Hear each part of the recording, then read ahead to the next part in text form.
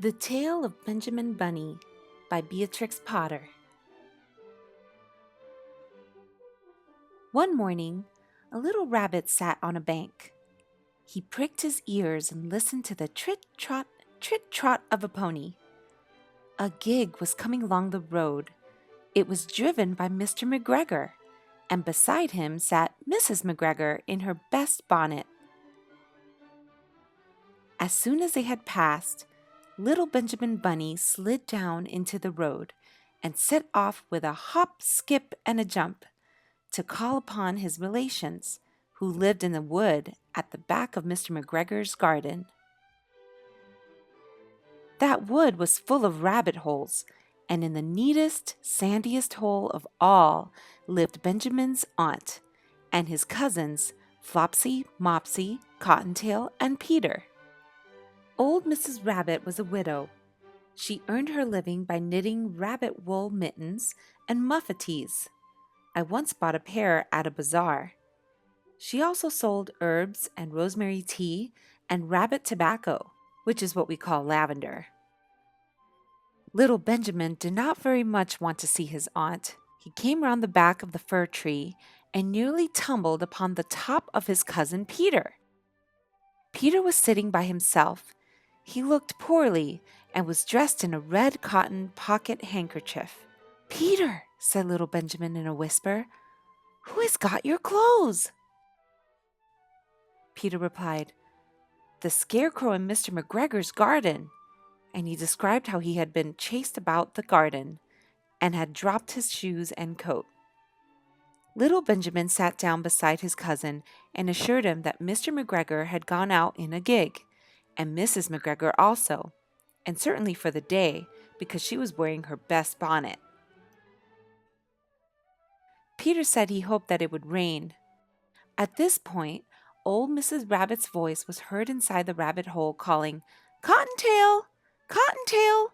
Fetch some more chamomile!" Peter said he thought he might feel better if he went for a walk.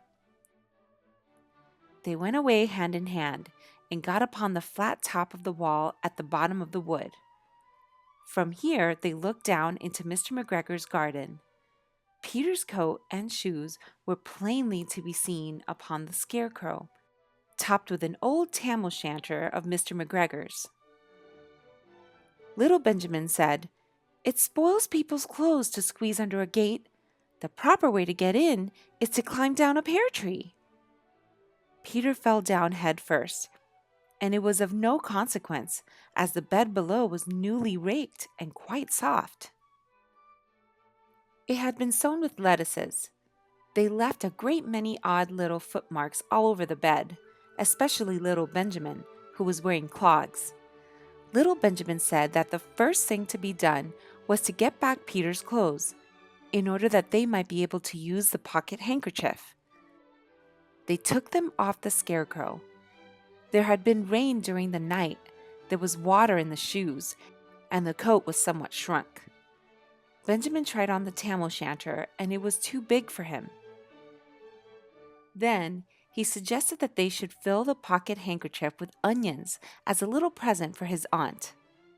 Peter did not seem to be enjoying himself. He kept hearing noises.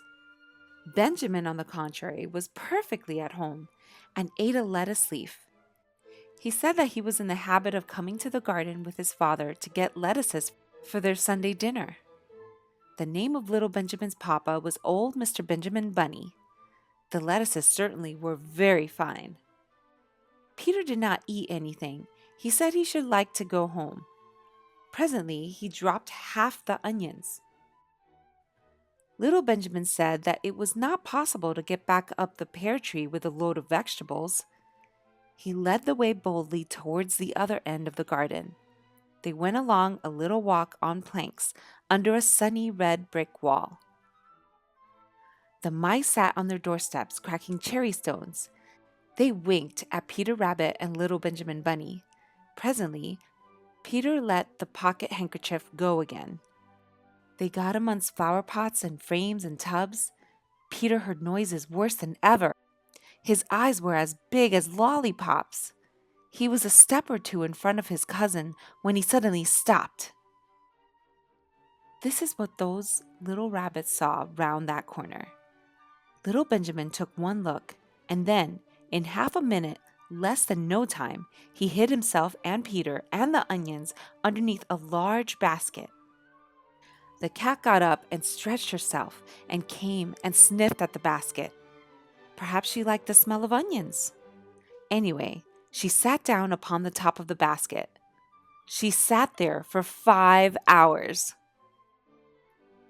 I cannot draw you a picture of Peter and Benjamin underneath the basket because it was quite dark and because the smell of onions was fearful. It made Peter Rabbit and the little Benjamin cry. The sun got round behind the wood and it was quite late in the afternoon, but still the cat sat upon the basket. At length there was a pitter-patter, and some bits of mortar fell from the wall above. The cat looked up and saw old Mr. Benjamin Bunny prancing along the top of the wall of the upper terrace. He was smoking a pipe of rabbit tobacco and had a little switch in his hand. He was looking for his son. Old Mr. Bunny had no opinion whatever of cats. He took a tremendous jump off the top of the wall onto the top of the cat and cuffed it off the basket and kicked it into the greenhouse, scratching off a handful of fur. The cat was too much surprised to scratch back. When old Mr. Bunny had driven the cat into the greenhouse, he locked the door. Then he came back to the basket and took out his son Benjamin by the ears and whipped him with the little switch. Then he took out his nephew Peter. Then he took out the handkerchief of onions and marched out of the garden. When Mr. McGregor returned about half an hour later, he observed several things which perplexed him. It looked as though some person had been walking all over the garden in a pair of clogs, only the footmarks were too ridiculously little.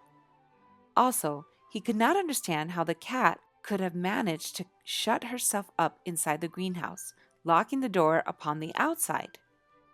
When Peter got home, his mother forgave him, because she was so glad to see that he had found his shoes and coat.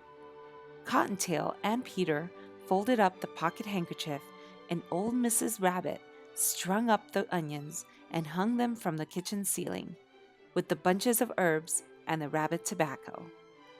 The end.